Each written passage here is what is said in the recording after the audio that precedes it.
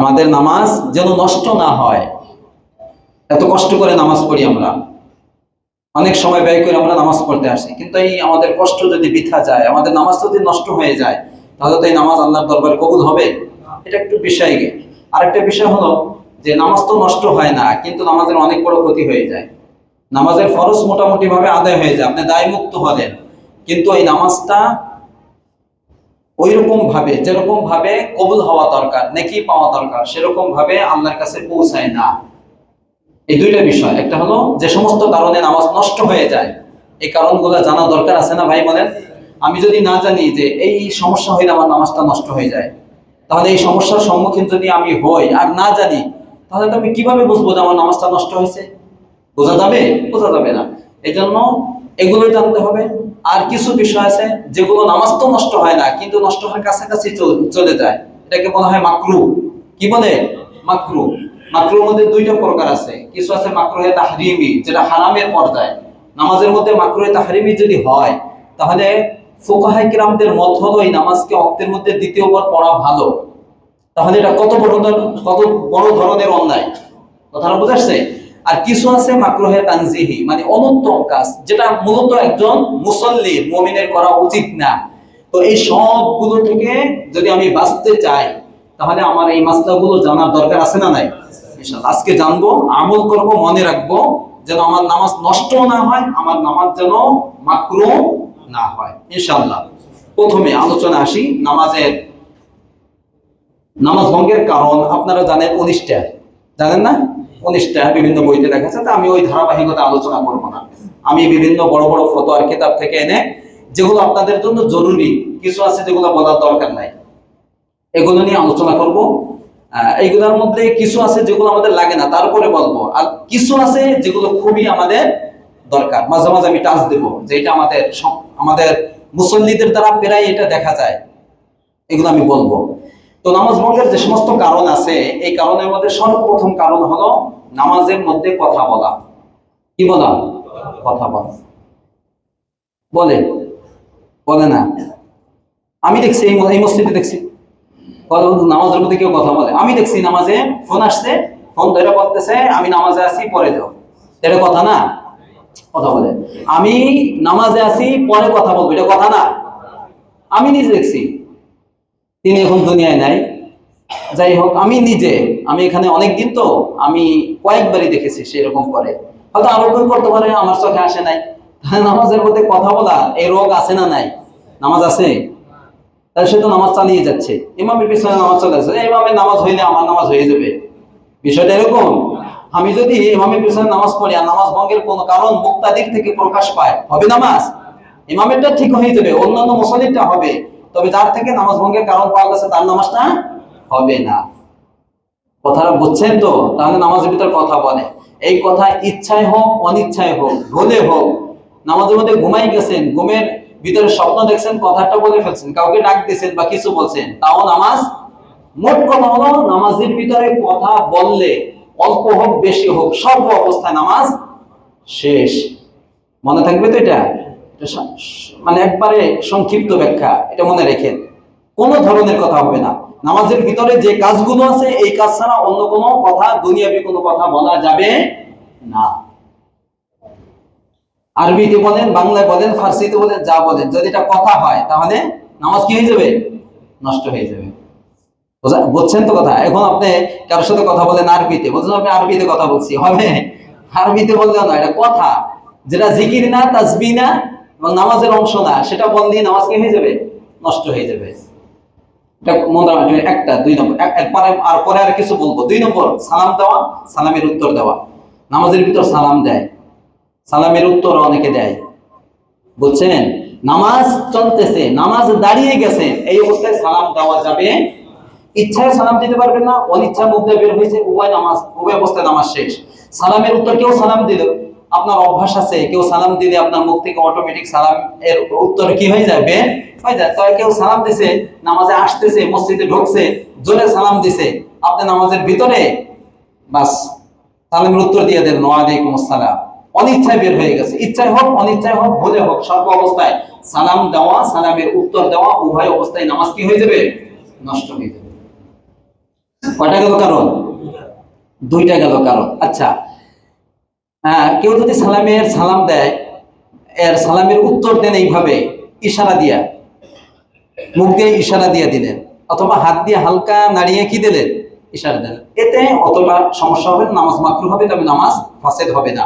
মুখ দিয়ে, জবান দিয়ে যদি সালামের উত্তর দেন, অথবা কেউ সালাম দেন আপনি হাত বাড়িয়ে মুসাফা করলেন, মানে এটা বুঝাইছেন এটা আমি কি করতেছি, সালামের উত্তরের জন্য, তাহলে নামাজ কি হয়ে যাবে, নষ্ট হয়ে যাবে। একমাত্র যদি মুখ দিয়ে ইশারা দেন, বুঝান, তাহলে অত সমস্যা হবে না।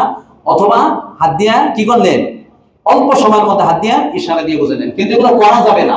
কেউ যদি করে তাহলে তার নামাজটা আছে, তবে ক্ষতি হয়ে যাবে। আর মুখ দিয়ে যদি সালাম দেয় অথবা সালামের উত্তর দেয়, নামাজ কি হয়ে যাবে, নষ্ট হয়ে যাবে। কয় নম্বর কারণ গেল? 4, কেউ হাসি দিছে, নামাজের বাহিরে কেউ হাসি দিছে, হাসি দিলে কি বলে বলেন তো? আলহামদুলিল্লাহ। নামাজের বাহিরে ওই ব্যক্তি নামাজ পড়তেছে না, সে হাসি দিয়ে আলহামদুলিল্লাহ বলছে।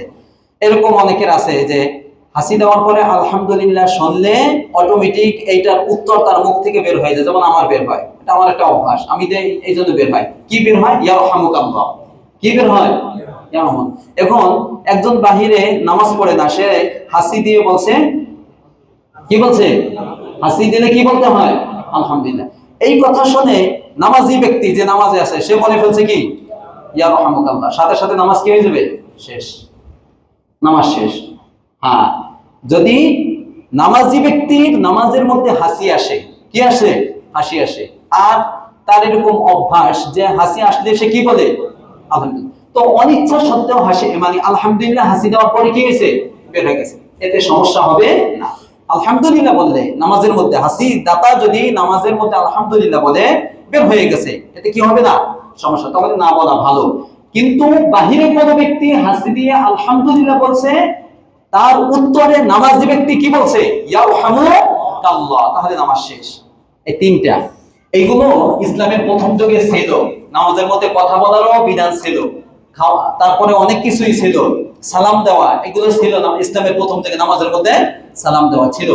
কিন্তু পরবর্তীতে হযরত মুআবিয়া ইবনে হাকাম রাদিয়াল্লাহু তাআলা আনহু, তার থেকে হাদিস বর্ণিত আছে, তিনি বলেন, আমি একদিন এরকম আমার ঘটনা ঘটছে, হুবহু হাদিসের মধ্যে আসছে, যে এক ব্যক্তি হাসি দিছে, হাসি দেওয়ার পরে তার উত্তর আমি কি বলছি, ইয়ারহামুকাল্লাহ বলছি, মসজিদে নববীতে।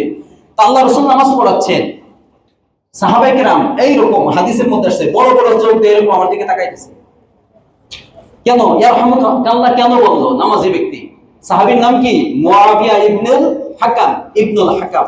এই সাহাবী নিজের ঘটনা বর্ণনা করতে, সাহাবীর এরকম বড় বড় চোখে আমার দিকে তাকাচ্ছে, আর উনি বলেন, এই তাকানো দেখে আমি বললাম যে তোমরা আমার দিকে এরকম দৃষ্টিতে কেন তাকাচ্ছ, নামাজের মধ্যে বলতেছি গেলাম, এটা কথা না?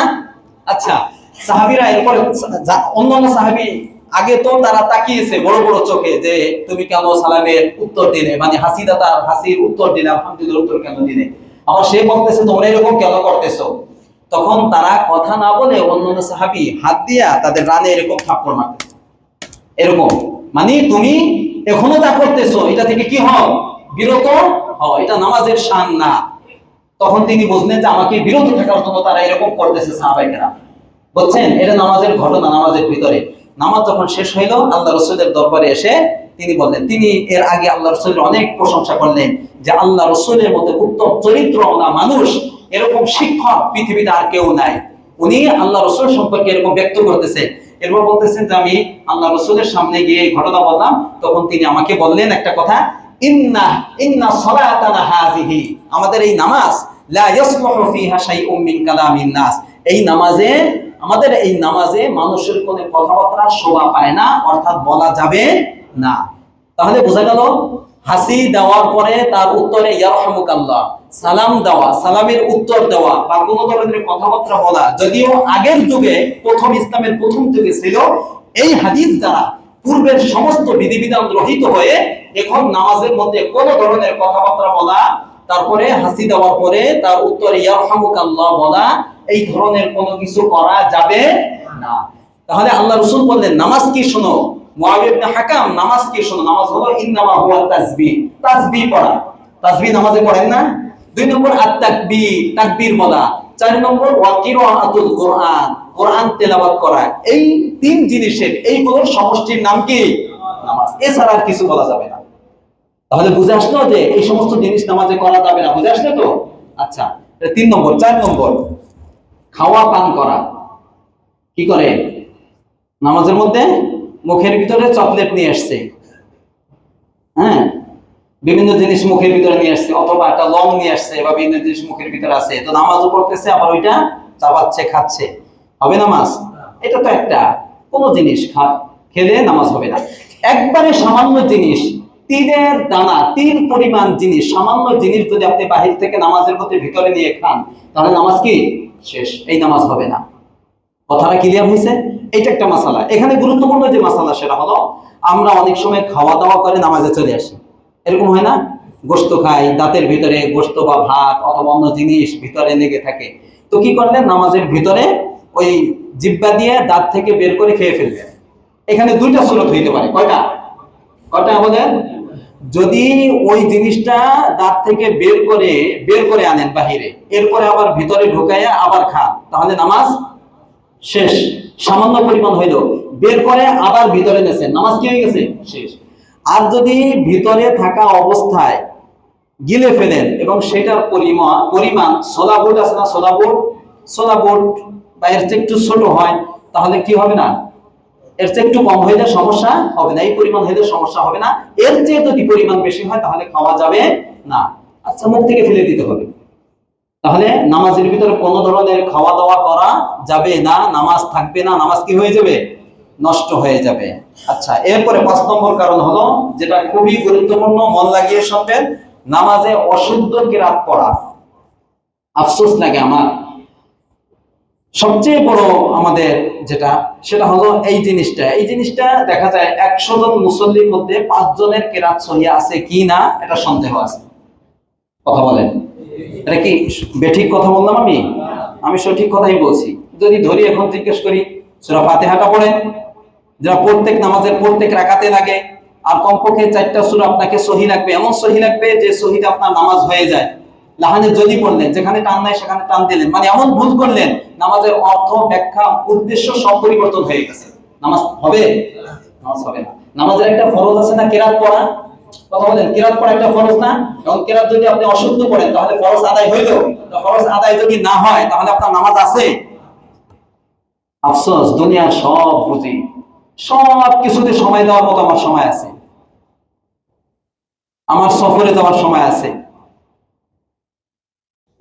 আমি একটা বাড়ি করব, রড কেনার জন্য অনেক দূরে, এই রডটা ভালো না মন্দ, ইট কিনবো অনেক দূরে, যে মানিকগঞ্জে গিয়ে আমি ইট কিনে নিয়ে আসি, অনেক সময় ব্যয় করি আমার দুনিয়া। উদাহরণস্বরূপ বুঝাচ্ছি, আমি আমার দুনিয়ার পিছনে, আমার সন্তান বিদেশ যাবে, তার পিছনে কত টাকা পয়সা খরচ, কিভাবে যেতে পারে, সে ভালো থাকতে পারে সন্তানের জন্য, মানে এক কথায় আমি দুনিয়ার সব কিছু বুঝি, এবং দুনিয়ার সব কিছু অর্জন করার জন্য আমার যত টাইম দেওয়া লাগে, সময় দেওয়া লাগে, আমি দিতে প্রস্তুত, আমি দেই। এতে আমার জীবন শেষ হইলেও আমি দেই। আমার একটা অসুখ হইলে ডাক্তারের কাছে গিয়ে আমি মাসকে মাস পড়ে থাকি, হসপিটালে বেডে পড়ে থাকি, ভিজিট দিয়ে আমি ডাক্তার দেখাই, সেখানে সময় দিই। আমার সব কিছু ঠিক আছে দুনিয়া, আমার শরীর ঠিক রাখার জন্য, আমার পরিবার ঠিক রাখার জন্য, আমার বাচ্চাদেরকে ঠিক রাখার জন্য, কিন্তু আমার ঈমানকে ঠিক রাখার জন্য, আমার নামাজকে ঠিক রাখার জন্য, আমার আল্লাহকে পাওয়ার জন্য আমার 1 ঘন্টা সময়, আধা ঘন্টা সময়, 10 মিনিট সময় দেওয়ার মতো সময় আমাদের হাতে নাই। তা বাস্তব না বাস্তব? এখন কেউ ঠিক বলে না, মানে এই রোগের রোগী সবাই। কথা বলেন, এই রোগের রোগী কি সবাই। আফসোস লাগে, কষ্ট করে নামাজে আসি, 5 ওয়াক্ত নামাজ পড়ি, হ্যাঁ, আপনি যখন ইমামের পিছনে নামাজ পড়তেছেন তখন তো আপনার কিরাত নাই, ইমামের নামাজ হয়ে গেলে আপনার নামাজও হয়ে গেল, কিন্তু আপনার ব্যক্তিগত নামাজ নাই, সুন্নত নাই, বেতের নাই, নফল নামাজ পড়েন না, সে নামাজগুলো কি? অথবা ফরজ নামাজ আপনি জামাতের সাথে পড়তে পারলেন না, তখন কি করবেন? একা একা পড়া লাগবে না লাগবে না? তখন সে নামাজে কি কিরাত নাই? তাহলে এই নামাজটা তো, যদি আপনার কিরাত অশুদ্ধ থাকে, আপনার নামাজটা তো সহি হচ্ছে না। আপনাদের যদি পা ধরে বলা লাগে, সেটা আমি প্রস্তুত, যে আসেন পা 2টা দিন আমি ধরি, তারপর আপনাদের কাছে আবেদন, আপনার কিরাতকে সহি করে, কমপক্ষে নামাজ সহি হওয়ার জন্য সূরা ফাতিহা আর বাকি 4টা সূরা 4 রাকাতের জন্য, এটা কি সহি করা জরুরি না? বলেন আপনারা একটু বলেন, জরুরি না জরুরি না? এই প্রতিজ্ঞাটা আমরা করতে পারি কিনা যে আমার নামাজকে বাঁচানোর জন্য, আমার নামাজকে ঠিক রাখার জন্য কমপক্ষে আমি সূরা ফাতিহার সাথে আর 4টা সূরা আমি এই পরিমাণ সহি করব যে পরিমাণ সহি হইলে আমার নামাজটা হয়ে যায়। বলে না ইনশাআল্লাহ, বলে না। শুধু ইনশাআল্লাহ ভিতর জন্য সীমাবদ্ধ না থাকে, এতে যদি আমার একটা যদি আমি কোরআন সব জায়গা দিয়ে সহিভাবে পড়বো, এটা তোমার লাগবেই, না কাল কিয়ামতের ময়দানে আপনি ধরা খাবে। এই কোরআনই আপনার বিরুদ্ধে সুপারিশ করবে। কোরআন শিখি নাই সেটা তো আছে, সেটা তো নূরুন আলা নূর, সেটা তো শিখবেন কমপক্ষে তাৎক্ষণিক ভাবে। আমার নামাজকে ঠিক রাখার জন্য এত কষ্ট করে আমি ওযু করে সময় ব্যয় করে নামাজে আসি, আমার নামাজটা কিন্তু কবুল না হয়। এই জন্য সূরা ফাতিহা একটা, আর বাকি কয়টা? 4টাই। 5টা সূরা একবার এই পরিমাণ সহি লাগবে যে আমার নামাজ নষ্ট হয় না। এটা বুঝবে কে? একজন হাফেজ বুঝবে, একজন আলেম বলবে, একজন মুয়াজ্জিন বলবে, একজন ইমাম বুঝবে, তাকে শোনাবেন। এতে যদি আমাকে একজন হুজুর ঠিক করে, তার পিছনে 5000 টাকা প্রতি মাসে দিয়েও আমার ঠিক করা লাগে, সেটার জন্য প্রস্তুত আছে? বলেন ইনশাআল্লাহ। আপনাদের যদি এখানে দাওয়াত দেওয়া হয় যে আমাদের মসজিদে কোরআন শিখানোর দর্স দেওয়া হবে, ব্যবস্থা করা হবে, কেউ আসে না। ওই যে বললাম সব কিছু সময় আছে। আমার দোকান 2 মিনিট না হলে আমার একটা কাস্টমার চলে যাবে, সুন্নাত না পড়ে ফরজ পড়ে দৌড় আসে, একবারে কোনোভাবে যেন নামাজটা পায়, আবার শেষ দৌড়, আমার কাস্টমার চলে যাবে। এই কাস্টমার কে পাঠিয়েছে? কথা বলেন কে? আপনার দোকানে পাঠিয়েছে 10 জন, আর একজনের দোকানে একজন কাস্টমার আনে, আপনার দোকানে 10 জন। তো যদি কাস্টমার আনার ক্ষমতা কোন মালিকের থাকতো, তাহলে তার দোকানে কেন খালি আছে, আমার দোকানে কেন 10 জন? কথা বলেন। পাঠাই কে? যে আল্লাহ আমাকে রিজিকের ব্যবস্থা করে দিচ্ছে, সেই আল্লাহর জন্য আমি একটু সময় ব্যয় করা, সেই আল্লাহর কালামকে বোঝার জন্য একটু সময় ব্যয় করার মতো সময় আমার হাতে নাই। বলেন আর কবে বুঝবেন? বলেন দাড়ি পেকে গেছে, অর্ধেক পা কবরে চলে গেছে, আর কবে আমাদের বুঝে আসবে? বলেন। এই জন্য কোরআন শিখার কোনো বয়স নাই, ইলম শিখার কোনো বয়স নাই। আমার বয়স যত হইছে না কেন, আমি কোরআন যদি চেষ্টা করি পারবো না ইনশাআল্লাহ। বলে এই জন্য অধিকাংশ সাহাবায়ে কেরাম বয়স হওয়ার পরে আল্লাহ রাসূলের দরবারে ঈমান এনেছে এবং কোরআন শিখেছে। এই জন্য প্রতিজ্ঞা করি, আমার বয়সের কোনো ফ্যাক্ট না এখানে, বয়স আমার যত হোক না কেন, আমি প্রতিজ্ঞা করব আমার কোরআনকে আমি সহি করব, কমপক্ষে সূরা ফাতিহা ছাড়া আরো 4টা সূরা এমন ভাবে সহি করব যেন আমার নামাজ হয়ে যায় ইনশাআল্লাহ। বলে ইনশাআল্লাহ আজকে থেকে প্রতিজ্ঞা করবেন, এবং কে কিভাবে পড়বেন সেটা আপনারা টার্গেট করবেন। যদি বলেন হুজুর আপনি শিখাবেন আমাদেরকে, তাহলে আমিও প্রস্তুত। যদি বলেন মুয়াজ্জিন শিখাবেন, মুয়াজ্জিনও প্রস্তুত। কিন্তু আপনাদের সেই সময় নিয়ে বলবেন কোন সময়, আপনাদের সময় অনুযায়ী হবে ইনশাআল্লাহ। আপনাদের সময় আপনারা টাইম দেবেন যে হুজুর এই সময় আমাদের সময় আছে, আমরা শিখতে চাই, আমরা প্রস্তুত আছি। কিন্তু আপনাদের কাছে ইমাম হিসাবে আবেদন, কমপক্ষে আমার মুসল্লির মধ্যে যেন শতভাগ কোরআন সহি হয়ে যায়। পারবেন ইনশাআল্লাহ? এই জন্য আপনারাই প্রস্তাব দিবেন যে হুজুর আমরা অমুক সময়, আমি বলবো না, আমি বলতে তো আসেন না, আপনারাই প্রস্তাব দিবেন যে আমরা সকলে শিখতে চাই, ওই সময় ওই টাইমে শিখতে চাই, আমাদেরকে শিখাবেন ইনশাআল্লাহ, শিখাবো। পারবেন ইনশাআল্লাহ? তাহলে কোরআন অশুদ্ধ পড়লে নামাজ হয়? নামাজ হয় না। এই জন্য আমাদেরকে শুদ্ধ করে নামাজকে ঠিক রাখতে হবে। 5 নম্বর। 6 নম্বর হলো আমলে কাসির করা। এটা আরবি একটা ভাষা, মানে নামাজের মধ্যে বেশি কাজ করা, এমন কাজ করা। তাহলে আমলে কাসিরের ব্যাখ্যা কি? শুনেন, ভালো করে শুনেন। আমলে কাসির কি? এই আমলে কাসির করলে নামাজ নষ্ট হবে, মানে আপনি নামাজের ভিতরে এমন একটা কাজ করলেন, নামাজের যে নাই, পিছন থেকে এক ব্যক্তি দেখে মনে করলে এই ব্যক্তি নামাজ পড়তেছে না। এরকম হয় না? যেমন ধরেন আপনি নামাজ পড়তেছেন, লুঙ্গিটা হালকা হয়ে গেছে, 2 হাত দিয়ে আপনি লুঙ্গি পড়তেছেন, তাহলে পিছন থেকে যদি এক ব্যক্তি দেখে আপনাকে নামাজি মনে করবে, তাহলে বোঝা গেল এই কাজটা বেশি কাজ। এরকম যদি কেউ মনে করে, অর্থাৎ নামাজি ব্যক্তি এমন একটা কাজ করছে যে কাজ দেখে আরেক ব্যক্তি মনে করতেছে এই ব্যক্তি মনে হয় নামাজ পড়তেছে না, তাহলে এই ধরনের কাজ করলে আপনার নামাজ কি হয়ে যাবে? শেষ। এইটা একটা ব্যাখ্যা আমলে কাসিরের। আরেকটা ব্যাখ্যা হলো যে ব্যক্তি নামাজি ব্যক্তি নামাজের মধ্যে বিভিন্ন কাজ করতেছে, দরকারি কাজ, টুপি পরতেছে, অথবা হাত গুটাচ্ছে, অথবা লুঙ্গি ঢিল হয়ে গেছে, এটা মানে যে কোনো একটা কাজ করছে, এইটা যদি নামাজি ব্যক্তি নিজের কাছেই মনে হয় এই কাজটা আসলে বেশি হয়ে গেছে, কি হয়ে গেছে? যে সম্মুখীন যে কাজটা করতেছে নিজের কাছে জিজ্ঞাসা করবে যে আমার এই কাজটা কম হইল না বেশি হইল। যদি নিজের কাছে নিজের মন যদি আপনাকে উত্তর দেয় না আমি যে কাজটা করছি নামাজে এটা আসলে কাজটা কি হয়ে গেছে? বেশি হয়ে গেছে, তাহলে মনে করবেন এটি আমলে কাসির, এই কাজের দ্বারা আপনার নামাজ কি হয়ে গেছে? নষ্ট হয়ে গেছে। এটা একটা ব্যাখ্যা। 3 নম্বর আর একটা ব্যাখ্যা আছে, নামাজের মধ্যে কোন কাজ করতে যদি 2 হাতের ব্যবহার করে, কয় হাতের? 2 হাতের, তাহলে নামাজ শেষ। এটা আমলে কাসির। যেমন মোবাইল ফোন আসলো, বন্ধ করবেন 2 হাত দিয়ে, এক হাতে ধরছেন বের করে, এরপর এইভাবে দেখে কি করছেন? 2 হাত ব্যবহার করে বন্ধ করছেন। লুঙ্গি খুলে গেছে, দুই হাত দ্বারা আপনি বাঁধতেছেন, তাহলে কয় হাতের ব্যবহার হইল? দুই হাতে, নামাজ কি শেষ। এখন বলবেন হুজুর মোবাইল যদি আসে তাহলে কিভাবে? এক হাতে ব্যবহার, এক হাতে বন্ধ করা যায় না? বলেন, এক হাতে বন্ধ করবেন, দেখতে পারবেন না, সামনে এনে দেখতে পারবেন না। এবং এই টাইমটা হবে 3 তাসবিহ, সুবহানা রাব্বিয়াল আ'লা, সুবহানা রাব্বিয়াল আ'লা, সুবহানা রাব্বিয়াল আ'লা। তিনটা পড়তে কয় সেকেন্ড লাগছে? 10 এর বেশি লাগছে? তাহলে এই তিনবার এই তাসবিহটা পড়তে যে পরিমাণ সময় লাগে, এই সময়ের মধ্যেই এক হাত দিয়ে আপনাকে বন্ধ করতে হবে। এক হাত দিয়ে করছেন, কিন্তু সেটা 3 তাসবিহ চেয়ে বেশি হয়েছে, অথবা আপনি দেখে দেখে করছেন, নামাজ শেষ। নামাজ কি হয়ে গেছে? শেষ হয়ে গেছে। কথাটা বলছেন তো? এটা হলো আমলে কাসির। অনেক ব্যাখ্যা আছে আমলে কাসিরের। এই যে অনেকে চুলকায়, অনেকে চুলকায় না নামাজে, কথা বলে, অনেকে চুলকায় না, চুলকায় না, এই চুলকাইতেছে চুলকাইতেছে চুলকাইতেছে, আধা মিনিট ধরে খালি চুলকাইতেই আছে এইভাবে। এটা কি বলবেন আপনি? বলেন। এখানে বিভিন্ন মাসালা আছে। এই ধরনের কাজ থেকে আমাদের নামাজের মধ্যে কি থাকতে হবে? বিরত থাকতে হবে। এটাকে আমলে কাসির বলে, মানে বেশি কাজ, এর দ্বারা নামাজ ফাসিদ হয়ে যায়। আরো অনেক ব্যাখ্যা আছে, এখানে বলা যাবে না। 7 নম্বর, বিনা ওজরে কাশি দেওয়া।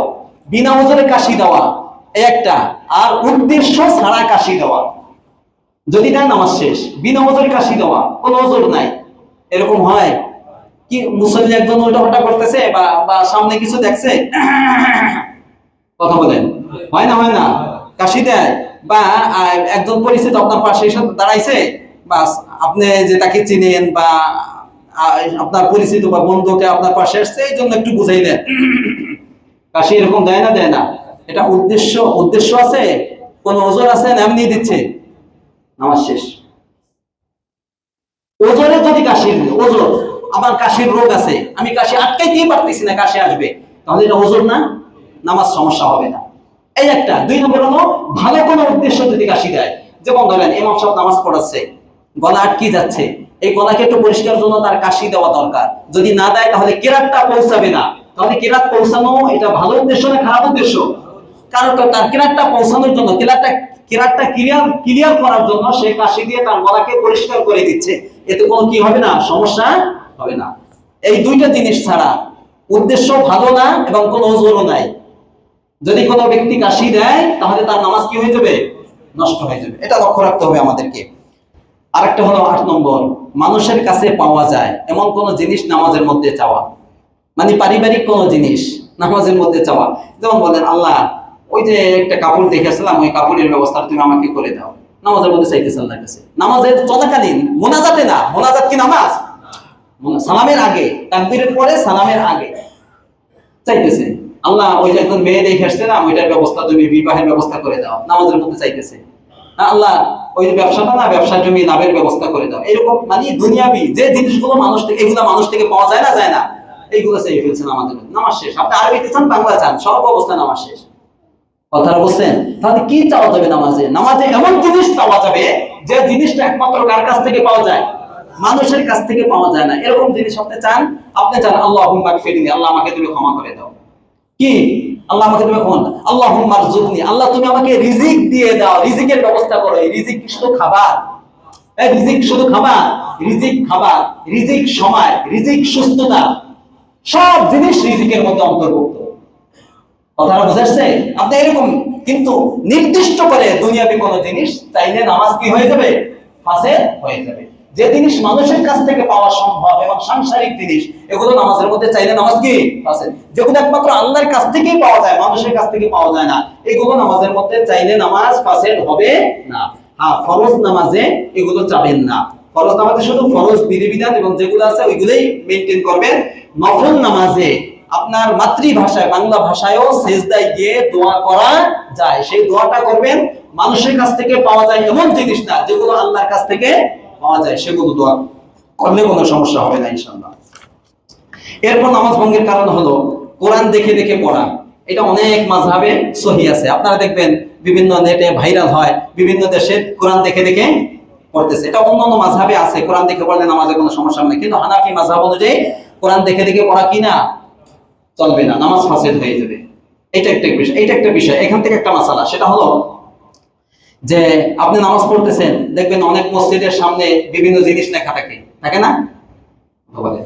দেওয়ালে অনেক জিনিস লেখা থাকে না, তখন নামাজ পড়ে তাকাইছেন, হ্যাঁ শুধু তাকাই রয়েছেন, তাকাই অনেকটার অর্থ আপনি বুঝতেছেন কিন্তু পড়েন না এটা কি লেখছে এটার অর্থ, অথবা বাংলা কিছু লেখা আছে এটা বুঝতেছেন আপনি, তাহলে কোনো অসুবিধা নাই। কিন্তু যদি যেটা লেখতেছে এটা মুখ দিয়ে বলতেছেন, কথা বলেন, সামনে যেটা লেখছে ওইটা মুখ দিয়ে বলতেছেন, তাহলে কি হয়ে যাবে? নামাজ শেষ। আর আপনি তাকাইছেন, তাকানোর কারণে এর অর্থ আপনি বুঝে ফেলছেন কিন্তু মুখ দিয়ে উচ্চারণ করেন নাই, এতে কোনো সমস্যা হবে না। ব্যথার কারণে 10 নম্বর, ব্যথার কারণে অনেক সময় অসুস্থতার কারণে ব্যথা থাকে না, ব্যথার কারণে উফ আহ বা বিভিন্ন ধরনের শব্দ মুখ দিয়ে উচ্চারণ করা, এরকম যদি কোনো শব্দ মুখ দিয়ে উচ্চারিত হয়ে যায় বা ইচ্ছাকৃত ভাবে করেন, আপনি হালকা ব্যথা আপনি এগুলো করতেছেন, তাহলে আপনার নামাজ শেষ। আর যদি অনিচ্ছায়, অনেক সময় বেশি ব্যথা হওয়ার কারণে অনিচ্ছায় মুখ থেকে আওয়াজ বের হয়ে যায়, এতে কোনো কি হবে না? সমস্যা হবে না, এটা একটা কারণ। আর একটা গুরুত্বপূর্ণ কারণ হলো নামাজের মধ্যে উচ্চ স্বরে কাঁদা। কোন স্বরে? উচ্চ স্বরে। আপনি নামাজের মধ্যে কাঁদতেছেন, কোরআনের অর্থ বোঝেন, চোখ দিয়ে পানি পড়তেছে কিন্তু আওয়াজ হয় না, কোনো সমস্যা নাই, কোনো সমস্যা নাই। কিন্তু আওয়াজে কাঁদা, আওয়াজে আওয়াজে নামাজের মধ্যে কোনো ব্যথার কারণে, কোনো রোগের কারণে যদি উচ্চ স্বরে কাঁদেন, হালকা চোখ দিয়ে পানি পড়তেছে বা বেশি পড়তেছে কিন্তু কোনো আওয়াজ হয় না, ব্যথার কারণে হোক যে কোনো কারণে হোক, তাহলে কোনো সমস্যা হবে না। কিন্তু যদি উচ্চ স্বরে আওয়াজে কাঁদেন, নামাজ কি হয়ে যাবে? ফাসিদ হয়ে যাবে। হ্যাঁ, শুধুমাত্র দুইটা কারণে আপনি উচ্চ স্বরে কাঁদতে পারবেন। একটা কারণ হলো জাহান্নামের ভয়, জাহান্নামের আয়াত তেলাওয়াত হচ্ছে, আপনি নিজে তেলাওয়াত করতেছেন, এর অর্থ আপনি বুঝতেছেন, তো জাহান্নামের ভয়ে, আল্লাহর ভয়ে আপনি কি করতেছেন? কাঁদতেছেন। অথবা জান্নাতের নিয়ামতের আলোচনা হচ্ছে, সেটা পাওয়ার জন্য আপনার কান্না চলে আসছে। যেমন বিভিন্ন রাষ্ট্রের বা মক্কা মদিনার ইমামরা দেখবেন কাঁদে না, কথা বলেন, কাঁদে না? কাঁদে না, এই কারণে কাঁদে, এতে কোনো কি হবে না? সমস্যা হবে না। দেখেন নামাজ পড়তেছেন আপনি, নামাজের মধ্যে একটা দুঃসংবাদ আসলো, অমুকে মারা গেছে, মুখ দিয়ে বলে ফেলেন নামাজের মধ্যে ইন্না লিল্লাহি ওয়া ইন্না ইলাইহি রাজিউন, নামাজ আছে নাই, এটা একটা কারণ। নামাজের মধ্যে কোনো সুসংবাদ শুনছেন, ভালো একটা সুসংবাদ, আপনার প্রমোশন হয়েছে, বুঝাচ্ছে কথা না, আপনি বললেন আলহামদুলিল্লাহ, নামাজ আছে নাই, এগুলো বলা যাবে না। কেউ সে সংবাদ নামাজের মধ্যে আছেন আপনি, অথবা কোনো বিস্ময়কর ঘটনা আপনি শুনছেন, যে কোনো একটা ঘটনা, আজীব একটা ঘটনা, একটা ঘটনা, বিস্ময়কর একটা ঘটনা আপনি শুনছেন, শুনে আপনি কি বলছেন? সুবহানাল্লাহ, লা ইলাহা ইল্লাল্লাহ, তাহলে আপনার নামাজ কি হয়ে যাবে? নষ্ট হয়ে যাবে। এটা একটা কারণ, এগুলো হতে পারে, এই জন্য বললাম। এখন কিছু কারণ বলবো যেগুলো খুবই গুরুত্বপূর্ণ। দেখেন, নিজের ইমাম ব্যতীত অন্য কাউকে লোকমা দেওয়া। মুসল্লিরা যদি ইমাম কোনো ভুল করে লোকমা দেয়, তাহলে নামাজের কোনো ক্ষতি হবে? এটা দিতে হবে, নামাজকে ইমামকে সংশোধন করার জন্য এটা দিতে হবে, কোনো সমস্যা নাই। কিন্তু নিজের ইমাম ব্যতীত অন্য কাউকে লোকমা দিতে, যেমন ধরেন অনেকে নামাজ পড়তেছে, পাশে একজন একাকী নামাজ পড়তেছে, পাশে একজন একাকী নামাজ, তো পাশে যে নামাজ পড়তে একা নামাজ, আপনার নামাজ এসে না, তো সে এক জায়গা থেকে ভুল করতেছে, ভুল শুনে আপনি নামাজের মধ্যে তাকে ভুল সংশোধনের জন্য কি দিলেন? লোকমা দিলেন, তাহলে আপনার নামাজ কি হয়ে যাবে? নষ্ট হয়ে যাবে। এইটা একটা। আরেকটা কারণ হলো যে ধরেন ইমাম নামাজ পড়াচ্ছে, তো মুক্তাদি যারা আছে, ইমামের ভুল গেলে লোকমা কে দিবে? কথা বলেন, কে দিবে? যারা তার পিছনে মুক্তাদি আছে তারা দিবে না? তারা দিবে, কিন্তু সে দেয় নাই। দেশে এমন এক ব্যক্তি যে নামাজে না, যেমন বাহির দিয়ে যাচ্ছে, ইমাম ভুল করতেছে, পাশ দিয়ে যাচ্ছে, সে জোরে ইমামকে সংশোধন করে দিল। ইমাম যদি তার লোকমা নেয় এবং লোকমা নিয়ে সংশোধন করে, তাহলে ইমামের নামাজও শেষ, মুসল্লির নামাজও শেষ। এটা বাহির থেকে নেওয়ার কারণে। নামাজে ভুল গেলে ইমামের ভুল যাও, মুক্তাদির ভুল যাও, মুক্তাদির তো কিরাত পড়ে না, তার আবার ভুল যাবে কিভাবে? ইমামের যদি ভুল যায়, তার সংশোধন করার জন্য লোকমা কারা দিবে? বলেন, কে দিবে? মুক্তাদিরা দেবে। কে? মুক্তাদিরা। মুক্তাদিরা নামাজের কোনো ক্ষতি হবে না এবং এটা দিতে হবে। এটা একটা মাসালা, এটা হতে পারে এই জন্য। আরেকটা কারণ হলো নামাজে সেজদায় যে সমস্ত স্থান জমিনে লাগে, কি লাগে বলেন তো? কপাল, নাক, তারপরে হাত, দুই হাঁটু, পা, এগুলো লাগে না? এই স্থানগুলো যদি নাপাক থাকে, কোনো একটা জায়গা যদি নাপাক থাকে, তাহলে নামাজ হবে না। স্থান যদি নাপাক থাকে, সেখানে সেজদা দিলে নামাজ হবে না, এটা একটা কারণ। আরেকটা কারণ হলো যে আমি আমার শরীর, আমার পোশাকে এই পরিমাণ নাপাক লেগে আছে, যে পরিমাণ নাপাক সহ বাস্তবে নামাজ হয় না, এই পরিমাণ নাপাক নিয়ে যদি কোনো ব্যক্তি নামাজ পড়ে, নামাজ হবে? নামাজের শর্ত আছে না, শরীর পাক হওয়া, কাপড় পাক হওয়া, তাহলে তার নামাজ হবে না, এটা একটা কারণ। এখন যেটা বলবো এটা আরো বেশি গুরুত্বপূর্ণ, শুনেন। সতরের কোন অংশ নামাজের মধ্যে 3 তাসবিহ পরিমাণ খোলা থাকা, ভালো করে বোঝেন, মা বোনদেরকে বোঝাবেন, এটা নিজেরা বুঝবেন। আমার সতর, পুরুষের সতর হলো নাভি থেকে নিয়ে কোন পর্যন্ত, হাঁটুর সহ এই যে অংশটা, এই অংশের মধ্যে বিভিন্ন অঙ্গ আছে, নিতম্ব আছে, তারপর আরো অঙ্গ আছে, রান আছে, হাঁটু আছে, তারপর আরো গোপন অঙ্গ আছে, এই সমস্ত অঙ্গ। তারপরে কোমরের পিছনের যে অংশটা, কোন একটা অঙ্গে, কোন একটা অঙ্গ যদি সেটা 4 ভাগের 1 ভাগ 3 তাসবিহ পরিমাণ, কয় তাসবিহ বলেন, কয় তাসবিহ, সুবহান রাব্বিয়াল আলা, সুবহান রাব্বিয়াল আলা, সুবহান রাব্বিয়াল আলা, তিনবার পড়তে যতটুকু সময় লাগে, এতটুকু সময় যদি সদরের কোন একটা অঙ্গ বের হয়ে থাকে, তার নামাজ শেষ। এখন অনেক ভাই আছে প্যান্ট পরে আসে, টাইট প্যান্ট, যখন রুকুতে যায় তার নিতম্বের যে ফাঁকা জায়গাটা আছে, এইটাও দেখা যায় না, যায় না? আপনারা মনে হয় দেখেন নাই, যায় না, যায় না? তাহলে নাভি কোন জায়গা আর ফাঁকা জায়গাটা কোথায়? তাহলে এই যে যে জায়গাটা বের হয়ে আছে, পুরো রুকুর সময়টা, পুরো রুকুর সময়টা কি 3 তাসবিহ পরিমাণ, এর চেয়েও বেশি হয়, তাহলে তার নামাজ আছে? এটা তো পুরুষদের ক্ষেত্রে বললাম, এরকম যদি হয় তাহলে শেষ। হ্যাঁ, এটা সতর নামাজে, এটা একটা। মহিলাদের, মহিলাদের শুধু 2 হাতের কবজি, চেহারা, 2 পায়ের পাতা, কয়টা জিনিস, 3টা। এই 3টা ঢাকা জরুরি নাই, 3টা ছাড়া পুরা শরীর নামাজের মধ্যে মহিলাদের সতর। এই সতরের কোন একটা অঙ্গ যদি মহিলাদের নামাজের মধ্যে 3 তাসবিহ পরিমাণ বের হয়ে থাকে, যেমন চুল বের হয়ে আছে, কি বের হয়েছে, চুল, যখন সে সেজদায় যাচ্ছে তার হাতের এই অংশটা বের হয়ে গেছে, কথা বলছে, সে শাড়ি পরে নামাজ পড়তেছে, তার পেটের এই জায়গাটা খালি দেখা যাচ্ছে, আছে নামাজ নাই।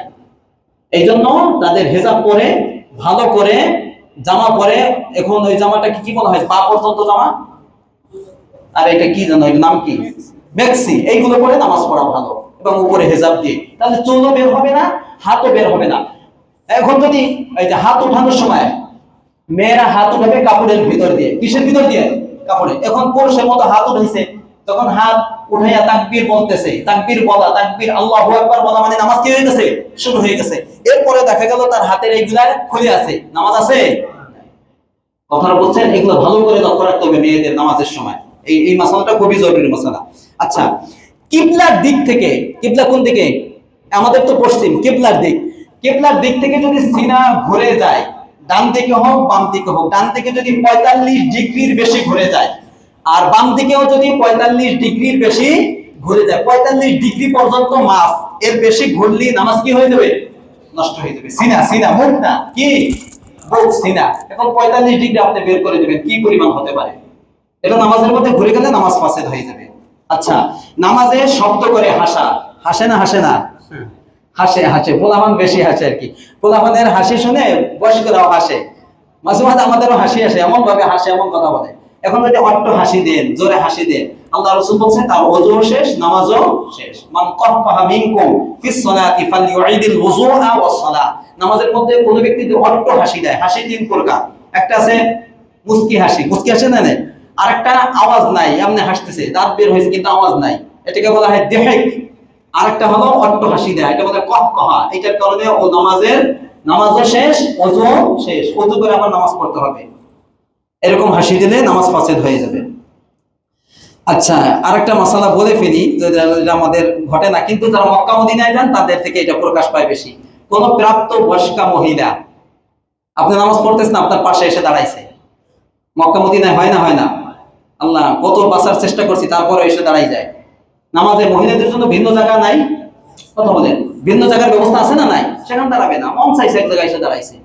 হ্যাঁ, এখন কথা হইলো ইমাম যে নামাজ পড়াচ্ছে, যেমন মক্কা মদিনার ইমাম যারা, তারা যখন নামাজ পড়ায় তখন পুরুষদেরও নিয়ত করে ইমামতি, মহিলাদেরও কি করে, নিয়ত করে।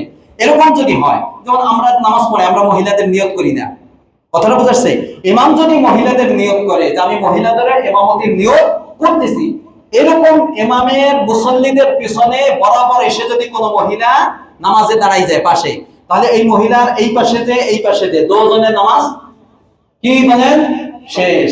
মহিলার নামাজ আছে, কিন্তু যে পুরুষের পাশে দাঁড়াইছে তার নামাজ কি হয়ে যাবে, শেষ হয়ে যাবে। আর যদি ইমাম ওই মহিলার ইমামতের নিয়ত না করে, তাহলে মহিলার নামাজ নষ্ট হয়ে যাবে, কিন্তু পুরুষের নামাজ কি হবে না, নষ্ট হবে না।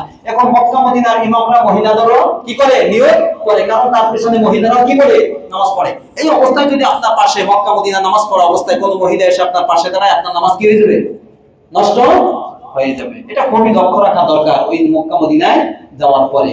এখন বলবেন স্বামী স্ত্রীর নামাজ সময় তো শেষ। স্বামী স্ত্রী যখন নামাজ পড়ে, কে স্বামী স্ত্রী জামাতে ঘরে, যে মসজিদে বৃষ্টির কারণে যাওয়া যাচ্ছে না, তো আমরা ঘরের ভিতরে কি করি, নামাজ পড়ি। এখন কি মহিলা, সে স্ত্রী মহিলা না, অথবা মা আছে, বোন আছে, সকলকে নিয়ে আপনি জামাতের সাথে নামাজ যদি পড়তে চান, তাহলে এক্ষেত্রে কি করবেন? এক্ষেত্রে করবেন, তাদেরকে পিছনে দাঁড়া করাবেন। আপনার যে গোড়ালি আছে, কমপক্ষে গোড়ালির একটু পিছনে দাঁড়াইলে চলবে, কোনো সমস্যা না, পিছনে দাঁড়াবে। আর আপনি ইমামতি করলেন, কোনো কি হবে না, সমস্যা হবে না, কিন্তু বরাবর যেন না হয়, এটা লক্ষ্য রাখতে হবে। আচ্ছা, ইমামের আগে মুক্তাদি কোন রকম করে ফেলা, কোন রকম, ভালো করে এটা বোঝেন। যেমন ধরেন, ইমামের আগে কোন মুক্তাদি আছে না, এরকম মুক্তাদি নাই? ইমামের আগে রুকুতে যায়, যায় না, যায় না? আছে, অনেক আছে। ইমাম যাওয়ার আগে সে এত অ্যাডভান্স, সে তার আগেই যাওয়া লাগবে। এখন যদি এরকম হয়, দেখেন সে ইমামের আগে রুকুতে চলে গেছে, আবার ইমাম রুকুতে যাওয়ার আগেই সে উঠে গেছে, তাহলে সে ইমামকে রুকুতে পাইছে একটু, তাহলে তার নামাজ নাই। আরেকটা হলো আগে গেছে, আগে যে অপেক্ষায় আছে, ইমামও যে রুকুতে শরীক হয়েছে, ইমামের সাথে তার রুকুটা, সেও রুকু পাইছে, তাহলে তার নামাজ হবে, কিন্তু ইমামের আগে যাওয়ার কারণে তার ক্ষতি হবে নামাজের, কিন্তু নামাজ ভাঙ্গে নাই। একটা হলো যে পুরা রুকুনে ইমামের সাথে সে শরীক হয় নাই, তাহলে তার নামাজ শেষ, এটা একটা। আরেকটা হলো নামাজে ইমামের আগে দাঁড়ানো, কার আগে? ইমামের, কথা বলে না, যেমন ইমাম এখানে দাঁড়ায় না, ইমামের পায়ের আগে সে যে দাঁড়াইছে, তাহলে তার নামাজ কোনো অবস্থায় হবে না, এটা মনে রাখতে হবে। এটা অনেক জায়গায় হয়। কোন জায়গা হয়? যেখানে মুসল্লি অনেক বেশি থাকে, ইমামও দাঁড়ায়, ইমামের পাশ দিয়েও একবারে সাথে সাথে মানুষ দাঁড়ায়, তখন লক্ষ্য রাখতে হবে যে আমার পা গোড়ালি যেন ইমামের আগে না যায়, মুক্তাদির পায়ের গোড়ালি যেন ইমামের আগে না যায়, তাহলে নামাজ একবারই নষ্ট হয়ে যাবে। এইটা হলো মোটামুটি ভাবে কিছু মাসালা গুলো নামাজ ভঙ্গের কারণ। এখন আপনারা যদি আপনাদের জানা মতে যে হুজুর আমাদের দু একটা মাসালা জানা দরকার, বলতে পারেন। আর নামাজের মাকরু নিয়ে আলোচনা করতাম, সময় নেই, হবে না। নামাজের মাকরু নিয়ে আলোচনা করতে আরো 20 মিনিট সময় লাগবে। এখন তাহলে একটু সময় নেই, যে আজকে যে আলোচনা করলাম, এই আলোচনা কি আমাদের বুঝে আসছে? কথা বলে না। এর জরুরি না, জরুরি না, দরকার না, দরকার না। এখন আপনি বলেন, যদি আপনার কারো প্রশ্ন থেকে, হুজুর নামাজের এই মাসালাটা আমার একটু অস্পষ্ট আছে, বুঝি নাই, অথবা এই নতুন একটা মাসালা জানা দরকার, বলেন, সময় দিলাম। কেউ যদি থাকে বলেন।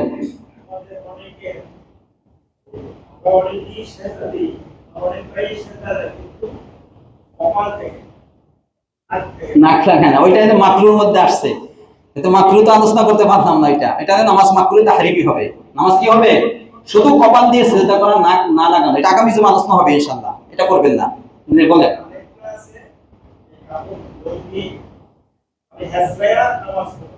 এইগুলো এই যে মাকরুর ভিতরে আসছে আর কি, সামনে আসবে, আগামী জুমা পাবেন ইনশাআল্লাহ। আর জরুরি দেখেন নামাজ ভঙ্গের কারণ, বলেন তাড়াতাড়ি, কেউ থাকলে। আপনাদের আমি একটু কথা জিজ্ঞাসা, একটু একটু আপনাদের প্রশ্ন আসে না কেন? আমার তো অনেক প্রশ্ন আসে, আমি কিন্তু বলি না, বোঝার সময় নেই। আপনাদের প্রশ্ন কেন আসে না? আপনারা নামাজ পড়েন, বিভিন্ন মাসালার সম্মুখীন হয়, একটা প্রশ্ন আসে না। প্রশ্নের মাধ্যমে কি হয় জানেন? প্রশ্নের মাধ্যমে, প্রশ্ন হলো এলেমের অর্ধেক। কেন জানেন? আপনার প্রশ্নের কারণে এই উত্তরটা একজন জানলো না, সবাই জানলো। কিন্তু বেশি বেশি প্রশ্ন করতে হয়। প্রশ্ন মানে অহেতুক প্রশ্ন না, জানার জন্য প্রশ্ন। বলেন। হ্যাঁ, সালাম ইমামের সাথে সাথেই ফিরবে, একবারে যেন ইমামের আগে না হয়। ইমাম শুরু করার একটু পরে, ইমাম শুরু করবে, এরপরে আপনি শুরু করবেন সালাম। ভিতরে আসেন, ভিতরে আসেন। সালাতের মধ্যে চোখ বন্ধ করে তেলাওয়াত করে, ওই তো এটা সকালে মাকরুহ নামাজ জিজ্ঞেস করতেছে, এটা করবেন না, এটা করা অনুচিত। নামাজ মাকরুহ হবে, তবে যদি এরকম হয় যে আমি চোখ বন্ধ না করলে আমার একাগ্রতা আসে না, নামাজের মধ্যে মনোযোগ আসে না, তাহলে শরীয়ত অনুমতি দিয়েছে, এছাড়া করতে পারবেন না। জি, এই যে উনি বলছে একটু। জি, সুন্দর বুঝছি। মুক্তাদি, আচ্ছা আমি এটা ভেঙে দিই, এটা বলছি আগে, আপনাদের মনে নাই। অর্থাৎ 4 রাকাত বা 3 রাকাত নামাজের মাঝখানে একটা বৈঠক আছে না? এই বৈঠকে কি পড়তে হয়? শুধু তাশাহুদ। যদি আপনি একাকী নামাজ পড়েন, একাকী নামাজ পড়েন, আর তাশাহুদের পরে দুরূদ শরীফ, আল্লাহুম্মা সাল্লি আলা মুহাম্মাদ, এই মুহাম্মাদের ডাল পর্যন্ত উচ্চারণ করে ফেলেন, আপনাকে সেজদা সাহু দিতে হবে। আর যদি ইমাম নামাজ পড়ায়, মুক্তাদিরা পড়ছে, কারা পড়ছে? মুক্তাদিরা পড়ছে, পড়বেন না। যদি পড়ে ফেলে তাহলে ক্ষতি হবে না, সমস্যা হবে না। হুম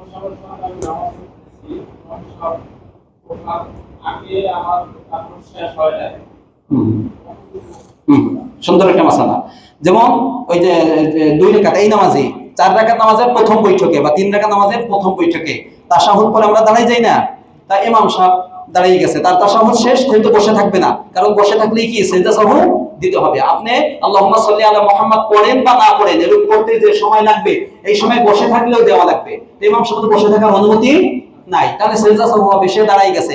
কিন্তু কোন একজন মুক্তাদি তাশাহুদ কি হয় নাই, তাশাহুদ পড়া কি বলেন তো সুন্নাত কি ওয়াজিব, বলেন জোরে বলেন কি ওয়াজিব। তাহলে এই ক্ষেত্রে আপনি দ্রুত তাড়াতাড়ি তাশাহুদ শেষ করে তারপরে দাঁড়াবেন।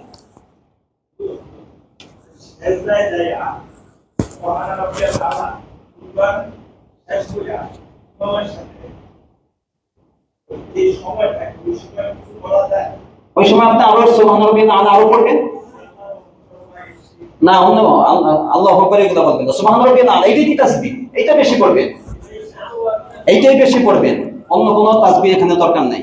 আর দোয়া আছে, আল্লাহ রাসূল বিভিন্ন দোয়া পড়তেন, সেই দোয়া যদি মুখস্থ না থাকে তাহলে অন্য দোয়া না পড়ে সুবহান রাব্বিল আলা এইটাই বড় তাসবিহ, এইটাই বেশি বেশি পড়বেন।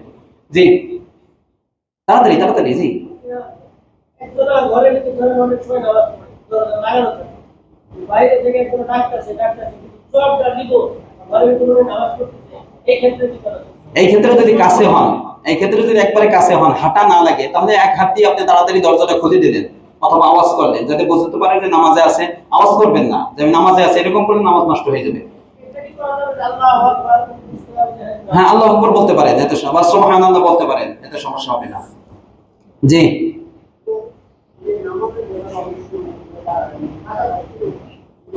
ওইটা ওইটা ওইটা নিশ্চিত, মানে আজকে আপনাকে ধমকাইতাম আমি খুব, এগুলা করেন না, এই আলোচনাটা আছে, এটা মাত্রের মধ্যে আসছে, আগামী জমে পাবেন ইনশাআল্লাহ যদি আমরা হায়াতে রাখি। আচ্ছা ঠিক, আর কেউ নাই? জি তাড়াতাড়ি। লোকমা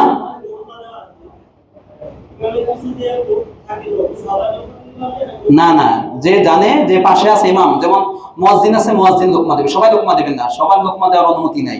অনুমতি আছে বলে এরকম না, হ্যাঁ কেউ যদি না দেয় তাহলে আপনি দিতে পারবেন, ঠিক আছে, এটা নিয়ে ভুল গেলে। আর যদি নামাজে যেমন 1 রাকাতে বসা দরকার, ইমাম সাহেব দাঁড়ায় গেছে, সেক্ষেত্রে সবাই দিলেন, অসুবিধা নাই, যে জানবে সেই দিতে পারবে।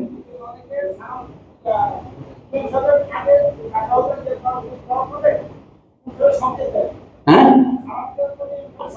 হ্যাঁ খবরদার এই কাজ কেউ করবেন না।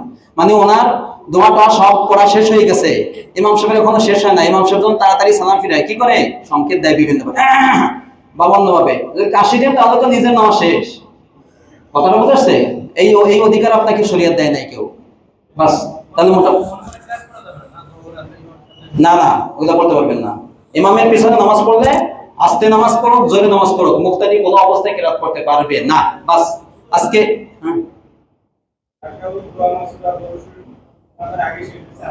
বসে থাকবেন, অসুবিধা নেই, বসে থাকবেন, বসে থাকলে কোনো ক্ষতি হবে না আপনার, বসে থাকবেন, কোনো সমস্যা নেই।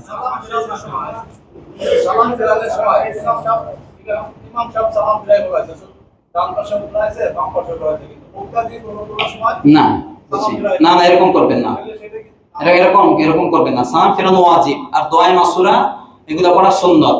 মানে ওয়াজিব, ইমামের ওয়াজিবের অনুসরণ করার ক্ষেত্রে সুন্নাতটা ছেড়ে দিতে হবে, এইজন্য তার সাথে তাড়াতাড়ি সালাম ফেরানো, দেরি করবেন না। আচ্ছা বাস, আগামী জুমায় ইনশাআল্লাহ, আগামী জুমায়, আজকে আরো কথা আছে। তাহলে এই যে আজকে আলোচনা করলাম, আপনারাও কিছু প্রশ্ন করলেন, অনেক ফায়দা হয়েছে না হয় নাই? বাস এইগুলো নিয়ে আলোচনা হবে, আমাদের নামার জন্য সংশোধন হয়। আগামী জুমায় প্রশ্ন রেডি করে আসবেন, যে প্রশ্ন আমার জানা দরকার, এগুলো আমরা সময় দেবো তখন। আজকে 2টা বিষয় আলোচনা হবে। একটা বিষয় হলো ভাই, 5 মিনিটের মধ্যে আমরা আলোচনা শেষ করবো, 20-এর মধ্যে। একটা বিষয় হলো যে আপনারা জানেন ইরান, আমেরিকা, ইসরায়েল যুদ্ধ, নাকি? আগে ইসরায়েলের সাথে ছিল, এখন আমেরিকা সাথে সরাসরি যুদ্ধ হচ্ছে। এই যুদ্ধের কারণে প্রভাব পড়তেছে সারা বিশ্বে, শুধু বাংলাদেশে না। প্রভাব পড়ছে না পড়ে নাই? কিসের? তেলের প্রভাব পড়ছে। যুদ্ধ বিরতি ঘোষণা হয়েছিল, কিন্তু মাঝখানে আবার কি হয়ে গেছে, যুদ্ধ শুরু করে দিয়েছে। এটা তো ওদের অভ্যাস, এটা শুধু আজকে থেকে না, সেই মুসা আলাইহিস সালামের সময় থেকে ইহুদি জাতি ঘাড়তেরা জাতি, বিশ্বাসঘাতক একটা জাতি। আল্লাহ এই জাতিকে পৃথিবীর থেকে একবারে ধ্বংস করে দিই। দোয়া করি। কিন্তু আমার এখন গরম কোনো আলোচনা না, সেটা হলো এই প্রভাব সারা বিশ্বে পড়ছে, তেলের প্রভাব। হরমুজ প্রণালী আবার সম্ভবত বন্ধ হয়ে গেছে, এরকম একটা নিউজ আসছে। তো তেল আবার সংকট পড়তে পারে। আমরা দোয়া করি যেন আল্লাহ এই সংকট থেকে সারা বিশ্বকে হেফাজত করে, আমিন বলে। কারণ এই সংকটের প্রভাবে প্রভাবিত আমরাও তো হব না? আচ্ছা, বাংলাদেশের জন্য সুন্দর থাকে, ভালো থাকে, সংকট থেকে মুক্ত থাকে, আল্লাহ এই ব্যবস্থা করে দিন, আমিন। কিন্তু এই মুহূর্তে আমাদের জন্য যেটা করণীয় সেটা হলো সব জায়গায় তেলের ব্যবহার, বিদ্যুৎ সেখানেও তেল, এর ব্যাখ্যার দিকে যাওয়া যাবে না। এই জন্য আমরা আমাদের বাসা বাড়ি, তারপরে ঘর বাড়ি, অফিস আদালত যেখানে আছে না কেন, আমরা বিদ্যুতের ক্ষেত্রে সাশ্রয়ী হবো। বিদ্যুৎ যেন অপচয় না হয়। যেখানে দরকার নাই সেখানে ফ্যান চালাবো না, লাইট এটা দরকার নেই একবারে, বা দরকার আছে কিন্তু একটু কষ্ট হইলে অসুবিধা হবে না, তাহলে সেই ক্ষেত্রেও বন্ধ করে রেখে বিদ্যুৎকে বাঁচাতে হবে। পারা যাবে এটা ইনশাল্লাহ, আসতে না জোরে। শোনেন, আমাদের কারণে যদি বিদ্যুৎ বেশি অপচয় হয়ে যায়, যদি এর উৎপাদন না হয়, সরকার সার্ভিস দিতে না পারে, দোষ কাদের? আমাদের কারণে হয়েছে। এই জন্য যতটুকু দরকার, একান্ত দরকার না হইলে আমরা ফ্যান, লাইট বা আরো যে সমস্ত জিনিস আছে, এসি সহ, এগুলো আমরা বন্ধ রাখবো। এবং বিদ্যুতের ক্ষেত্রে আমরা সাশ্রয়ী হব, বিদ্যুৎ যেন সাশ্রয় হয় এই জন্য আমরা চেষ্টা করবো তো ইনশাআল্লাহ। এই ক্ষেত্রে মসজিদের ক্ষেত্রে বললাম, আগে বলছি, আজকে বললাম, প্রথম কাতার, দ্বিতীয় কাতার, তৃতীয় কাতার, এইভাবে সোজা করব।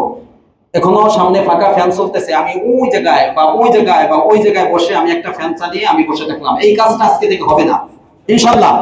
এবং মুয়াজ্জিন খাদেম এটা লক্ষ্য রাখবে, আমি লক্ষ্য, প্রত্যেকটা মুসল্লি এই মসজিদের, এটা মসজিদটা আল্লাহ কিন্তু আপনাদের এলাকার না। মনে করবেন প্রত্যেকটা মসজিদ দেখা, এই মসজিদটা দেখার দায়িত্ব আমাদের প্রত্যেকের ইনশাআল্লাহ। আমার দ্বারা কোন মুসল্লির দ্বারা একটা ক্ষতি হবে এটা আমি বরদাস্ত করবো না। আমি বলতে আপনারা বলতেছি, প্রত্যেকে এই নিয়ত করতে পারবেন তো ইনশাআল্লাহ। আমি দেখবো প্রত্যেকে ভূমিকা পালন করবেন, যে ওই জায়গায় এক ব্যক্তি ফ্যান চালায় একা একা বসে আছে, ভাই সামনে খালি আছে, আপনি সামনে চলেন। সকলের কাছ থেকে যেন আমি আজকে থেকে এই ভূমিকাটা পাই, পাওয়া যাবে ইনশাআল্লাহ। লাইট ফ্যান নিয়ে কেউ বাড়াবাড়ি করবেন না। নামাজে দাঁড়াইছে, তার রুকু শেষ হয়ে যাচ্ছে, কিন্তু সে এখনো কি সুইচ অন করতেছে, অফ করতেছে, এরকম হয় না? তাহলে তার ফ্যানের গুরুত্ব খুব বেশি, একটু গরম সহ্য করতে পারে না, অথচ তার এক রাকাত নামাজের শরীক হবে, তাকবীরুল্লাহর সাথে নামাজ পড়বে, এটা বাদ হয়ে যাচ্ছে, এটা তার কোনো গুরুত্ব নেই। আমরা আজকে থেকে মসজিদের কোনো ফ্যান, লাইট যেন অপচয় না হয়, পারবো ইনশাআল্লাহ। ওযুর ক্ষেত্রে আবার বললাম, ওযুতে এক এক ভাই কয়েক বালতি পানি ব্যবহার করে, ঠিক না ঠিক? এই জন্য আপনাদের কাছে ইমাম হিসাবে জোর আবেদন, বিশেষ করে শরীয়তের মাসলা হলো, তোমরা খাও, পান করো, ব্যবহার করো, কিন্তু কি করবে না? অপচয় করো, ওয়ালা তুসরিফু। আর আপনারা জানেন যে অপচয় করা এটা কার কাজ? শয়তানের কাজ। যারা করে তারা শয়তানের ভাই। তো আমরা একবারে যতটুকু লাগে এতটুকু আমরা হালকাভাবে ছাড়বো। হ্যাঁ, মনে থাকবেন, মসজিদে হোক, যেখানে হোক না কেন, বিশেষ করে মসজিদে, কারণ মসজিদের ট্যাঙ্কিতে যে পানি উঠাইতে হয়, বিদ্যুতের প্রয়োজন হয় না, বারবার হয়। যদি মেশিনটা নষ্ট হয়ে যায় আপনারা বিপদে পড়বেন। এই জন্য যতটুকু লাগে। আর বিভিন্ন সময় আমার মুখ একবার পানি দেওয়ার পরে এটাকে ধুইতে হয়, হাত তারপরে কসলাইতে হয়, এরকম হয় না? মাথা মাসে করতে হয়। এই যে প্রথম যে টেপ ছাড়ছে আর একবার শেষে দিয়ে বন্ধ করে, মাঝখানে অনেক কাজ করছে, যে কাজের সময় আমার টেপটা লাগে না, বন্ধ করলে হয়, কিন্তু সে বন্ধ করে না। আছে না নাই? আছে। যে দেখবেন আপনি আজকে সবাই শুনতেছেন, এখানে মাগরিবে আসবেন, এশারে আসবেন, যখন নামাজ আসবেন, আপনি যদি দেখেন যে জোরে টেপ চলতেছে, আপনি যে বলবেন আদবের সাথে, ভাই আস্তে বলতে পারবেন? নিজে আমরা সংযত হব, আরেকজনকে আমরা বিরত রাখবো ইনশাআল্লাহ। এজন্য যে সমস্ত কাজে আমার পানিটা দরকার হচ্ছে না, আমি মাথা মাসি করতেছি, আমি পা ধুচ্ছি, তখন আমি টেপটা বন্ধ করে এরপর আবার যখন ধোয়া করে ধরবো তখন আস্তে ছেড়ে এরপরে আমরা পারা যাবে। পানির অবস্থা আমাদের দ্বারা হবে না ইনশাআল্লাহ। এবং বিদ্যুতের এই দুইটা কথা বললাম, আল্লাহ আমাদের তৌফিক দান করুন। সর্বশেষ, আগামী 14 তারিখ পহেলা বৈশাখ, এই সম্পর্কে বেশ কিছু কথা বলার আজকে ইচ্ছা করছিলাম, কিন্তু সময় নেই। এটা কোনো মুসলিমের সংস্কৃতি না। এটা কি বিশ্বাস করেন? কে না কইল? কে বিশ্বাস করেন না করেন না? জি, যদি কেউ না করেন, যার যুক্তি থাকে দাঁড়াইতে পারেন, তার সাথে আমি তর্ক করতে এখন, বা যুক্তি দিয়ে তর্ক করতে আমি রাজি আছি।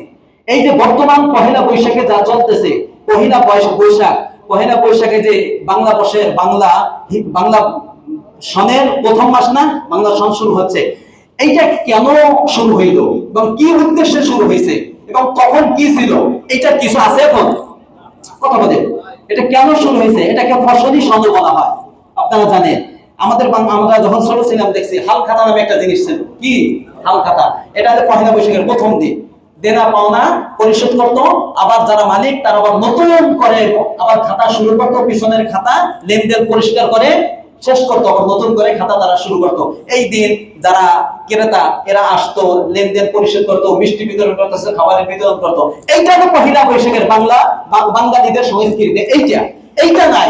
এখন হচ্ছে হিন্দু, বৌদ্ধ, খ্রিস্টান, ইহুদিদের থেকে এনে এখন পহেলা বৈশাখ পালন করতেছে। ঠিক না ঠিক? আমরা চাই আমাদের পূর্বের সেই বৈশাখের সে সংস্কৃতিটা আবার চালু হোক, যেটা হিন্দুদের থেকে আনা হয়েছে, যেটা ইসলাম সমর্থন করে না, এটা বন্ধ হোক। ঠিক আছে তো ইনশাল্লাহ? আমরা নিজেরা তো সমর্থন করব না, এই দিন মা বোন সহ আমরা নিজেরা পালন করব না, কাউকে পালন করতে দিব না ইনশাল্লাহ। বলেন কাউকে, আমার বোনকে, আমার মেয়েকে কাউকে কোনো কাপড় কেনা, শাড়ি কেনা, নতুন করে স্পেশাল এই দিন উপলক্ষে কিছু করা, পান্তা ভাত খাওয়া, ইলিশ খাওয়া থেকে বিরত থাকবো তো ইনশাল্লাহ। আল্লাহ আমাদের সকলকে তৌফিক দান করুন। ওয়া আখিরু দাওয়ানা আলহামদুলিল্লাহি রাব্বিল আলামিন। যারা